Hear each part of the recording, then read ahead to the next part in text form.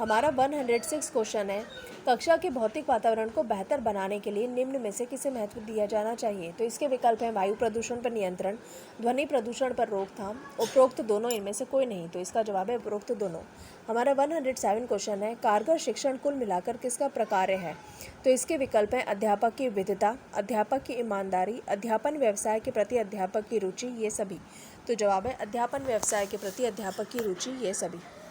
हमारा 108 क्वेश्चन है, एक कॉलेज की अध्यापिका वास्तव में विद्यार्थियों की सहायता करती है यदि वह कक्षा में बालकों को नोट्स लिखवाती है, पाठ्यक्रम समय से पूर्व पूरा करती है, मूल्यांकन में निष्पक्ष है, विद्यार्थियों को प्रश्न पूछने के लिए प्रोत्साहित करती है।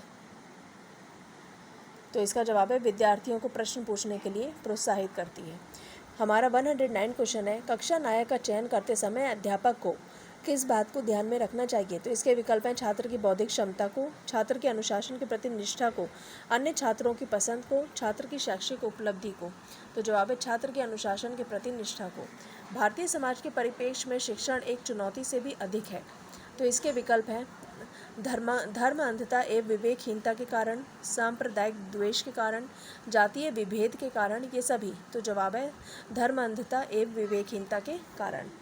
हमारा 111 क्वेश्चन है, छात्रों में वैज्ञानिक दृष्टिकोण उत्पन्न किया जा सकता है। तो इसके विकल्प है विज्ञान की शिक्षा के द्वारा, तर्क संगत विचारों के प्रस्तुतिकरण के द्वारा, दर्शन एवं मनोविज्ञान की शिक्षा द्वारा, ये सभी। तो जवाब है तर्क संगत विचारों के प्रस्तुतिकरण द्वारा।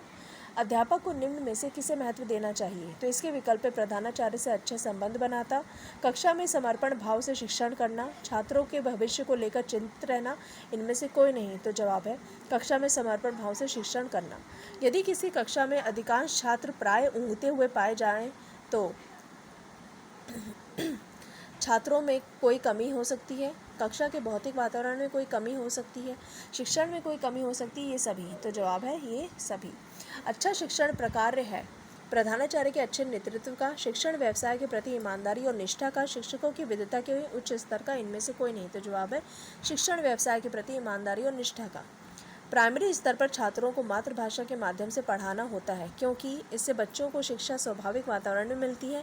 इससे अध्यापक को अनुभवों को बांटने में सुविधा होती है। उपरोक्त दोनों, इनमें से कोई नहीं। तो जवाब है उपरोक्त दोनों।